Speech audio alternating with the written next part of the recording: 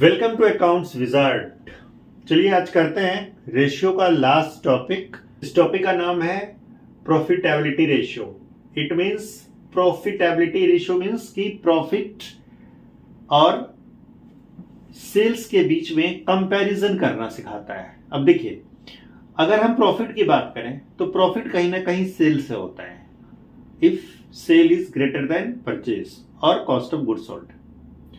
तो अगर हम प्रॉफिटेबिलिटी रेशियो को देखें तो इसके लिए हमें सबसे पहले सीखना होगा ग्रॉस प्रॉफिट रेशियो, जिसका फॉर्मूला होता है gross profit upon net sales और रेवेन्यू फ्रॉम ऑपरेशन इनटू 100।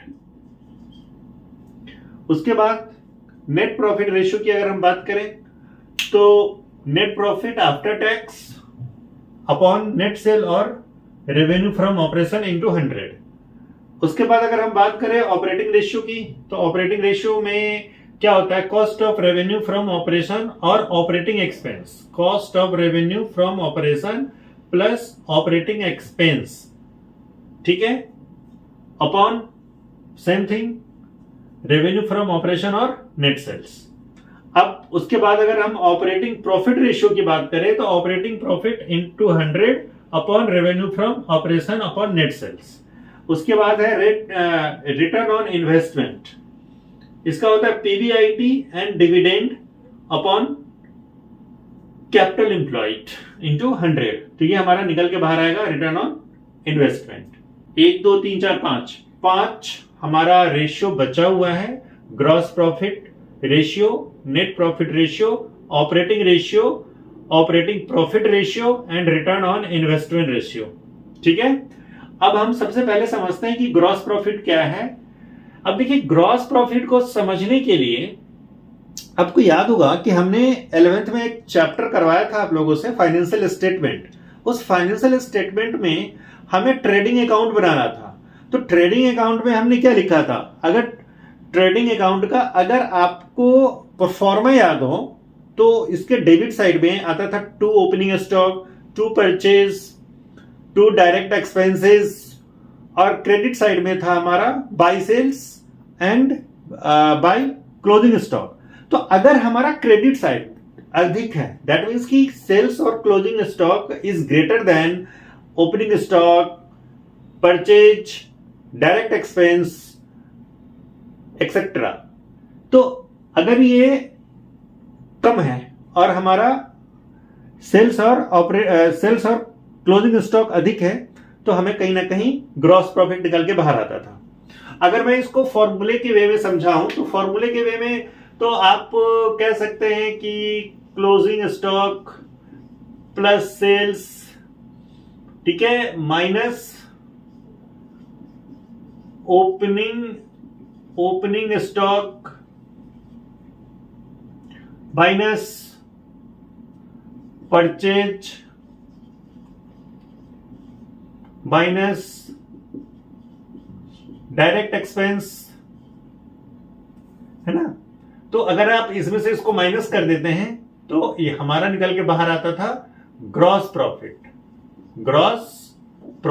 हाँ, एक चीज और समझ लीजिए, सेल्स का मतलब नेट सेल्स होता है और परचेज का मतलब यहां पे नेट परचेज है। तो नेट सेल का मतलब क्या होता है, देखिए, नेट सेल्स का मतलब होता है सेल, बार बार आपको मैंने बताया है कि कैश और क्रेडिट दोनों में होता है।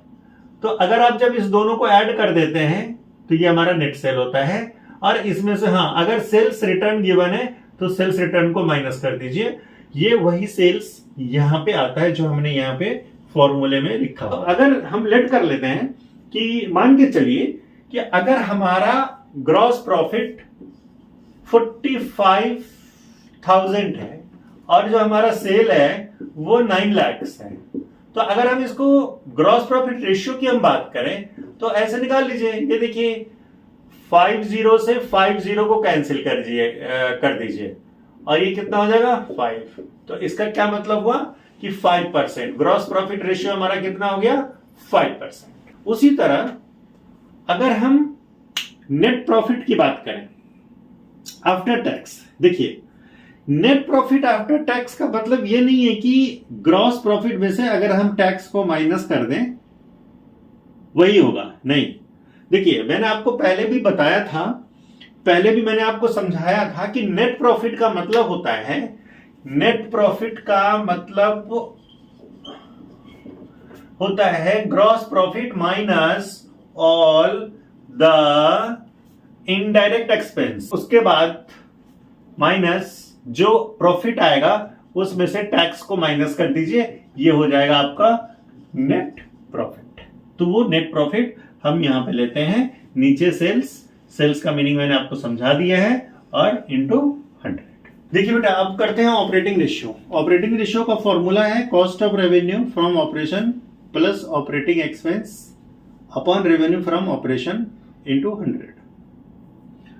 रेवेन्यू फ्रॉम ऑपरेशन को अगर हम समझें तो इसका फॉर्मूला है opening stock plus net purchase plus direct expense minus closing stock, और revenue from operation minus gross profit. अब ऑपरेटिंग एक्सपेंस को देखते हैं। ऑपरेटिंग एक्सपेंस का फॉर्मूला मैंने आपको ऑलरेडी लिख दिया है, ठीक है। अब ऑपरेटिंग एक्सपेंस में देखिए क्या लिखा हुआ है, तो ये फॉर्मूला आप एक बार नोट डाउन कर सकते हैं, यहां से आप नोट डाउन कर लीजिएगा।